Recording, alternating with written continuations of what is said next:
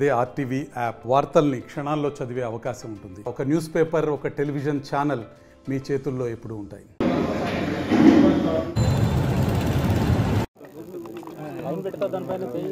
పత్తికొండ నియోజకవర్గ వైఎస్ఆర్ కాంగ్రెస్ పార్టీ అభ్యర్థిగా కంగాటి శ్రీదేవి నేను ఈరోజు మా నియోజకవర్గ అభినందనలతో, ప్రజల అభినందనలతో ఈరోజు మా అన్న జగనన్న ఆశీర్వాదంతో ఈరోజు మరి మా కుటుంబ సభ్యుల మధ్యన, నా పత్తికొండ నియోజకవర్గ పెద్ద అభిమానుల మధ్యన ఈరోజు నామినేషన్ వేయడం జరిగింది.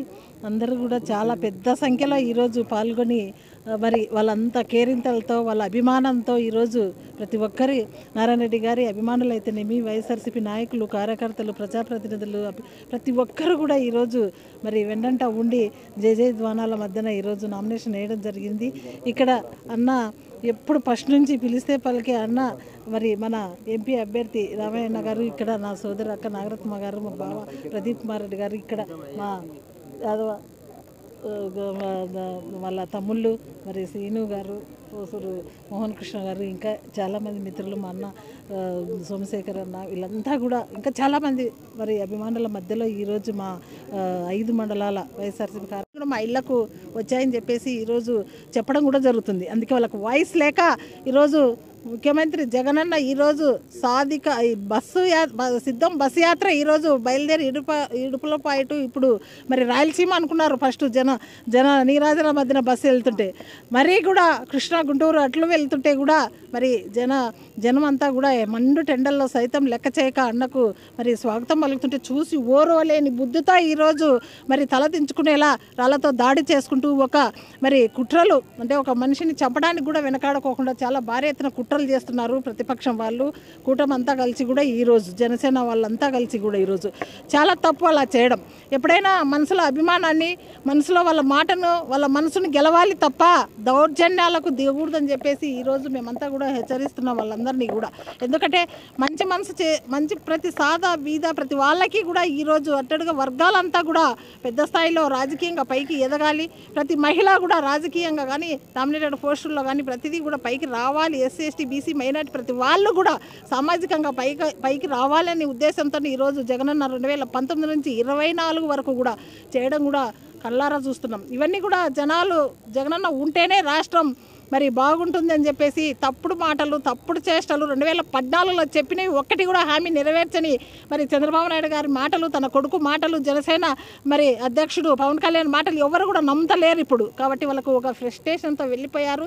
ఈరోజు ఆ ఫ్రస్ట్రేషన్తో ఈరోజు జగనన్నకు బండి టెండర్లో సైతం ప్రజలు నీరాజనాలు పలుకుతుంటే చూసి ఓరవలేక కుట్ర బుద్ధి పండుతున్నారు. కానీ మీకు బుద్ధి చెప్పే రోజులు దగ్గరలో ఉన్నాయి. పట్టుమని 20 రోజులు లేదు, రేపు మే 13వ తేదీన మీది ఏంటో తెలిసిపోతుంది.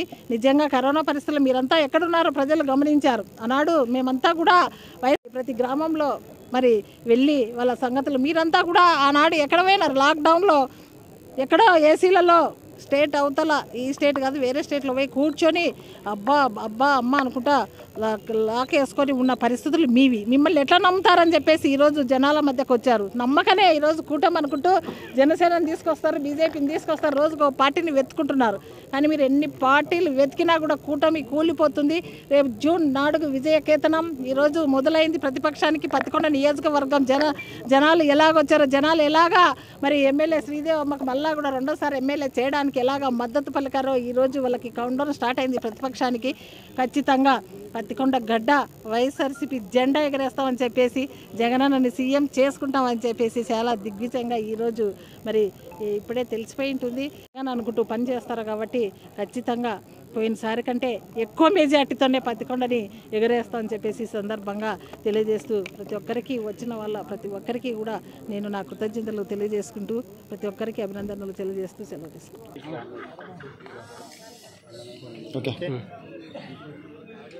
ఇవాళ పత్తికొండ విపరీతమైన జనం ఉత్సాహం మధ్యన పత్తికొండ ఎమ్మెల్యే అభ్యర్థి అయినటువంటి కంగాటి శ్రీదేవమ్మ గారు నామినేషన్ చేయడం జరిగింది.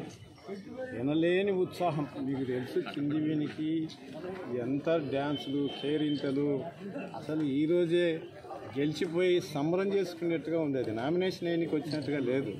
గెలుపు సంబరాలు చేసుకుంటున్నట్టుగా ఉంది. అంటే ప్రజలు అంత ఉత్సాహం చూపిస్తున్నారు. మేము ఒకటే చెప్తున్నాం, యుద్ధం మొదలైంది, మే 13వ తారీఖుతో ముగుస్తుంది. నాకు తెలిసి ఈ యుద్ధంతో ఏదైతే ప్రతిపక్షాలు కూటమి కట్టారో, అంతకుముందు అనేవాళ్ళు ఒక తెలుగుదేశం పార్టీకి మాత్రం ఆఫీసులకు మాత్రమే తాళాలు పడతాయి ఎలక్షన్ల తర్వాత అని. ఇప్పుడు అలా కాదు, కూటమి కట్టిన పార్టీలకు ఆఫీసులకు అన్నిటికీ తాళాలు పడుతున్నాయి.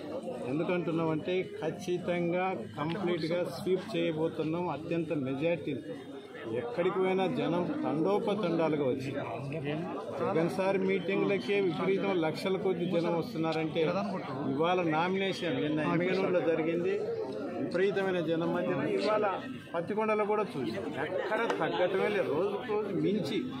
అంటే దీన్ని బట్టి గతంలో వచ్చిన మెజార్టీలకు మించి ఇప్పుడు మా ఎమ్మెల్యే అభ్యర్థులకు రాబోతున్నాయి. అట్లాగే జగన్మోహన్ రెడ్డి గారి ద్వారా నాకు కూడా ఒక అవకాశం, ఎంపీగా పోటీ చేసేటువంటి అవకాశం ఇచ్చింది.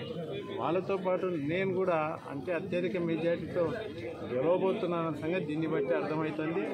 ఖచ్చితంగా ఆయనకు మాకు మంచి ఆయుధాలు ఇచ్చినారు జగన్మోహన్ రెడ్డి గారు. ఎందుకంటే అమ్మఒడి, ఆసరా, చేయూత, రైతు భరోసా, విద్యా దీవెన, విద్యా కానుక, ఇంగ్లీష్ విద్య, నాడు నేడు, తర్వాత ఆరోగ్య శ్రీ, ఇట్లా రకరకాలుగా ప్రజలకు చేరవేశాము.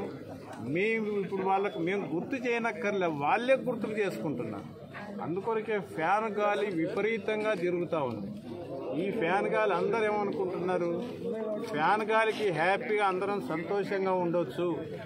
ఈ ఫ్యాన్ స్పీడ్కు సైకిల్ ఎప్పుడో ముక్క చెక్క. మరిన్ని వీడియోస్ కోసం ఛానల్ ని సబ్స్క్రైబ్ చేయండి. లేటెస్ట్ అప్డేట్స్ కోసం వాట్సాప్ ఛానల్ ని ఫాలో చేయండి. అండ్ లింక్ డిస్క్రిప్షన్ లో ఉంది.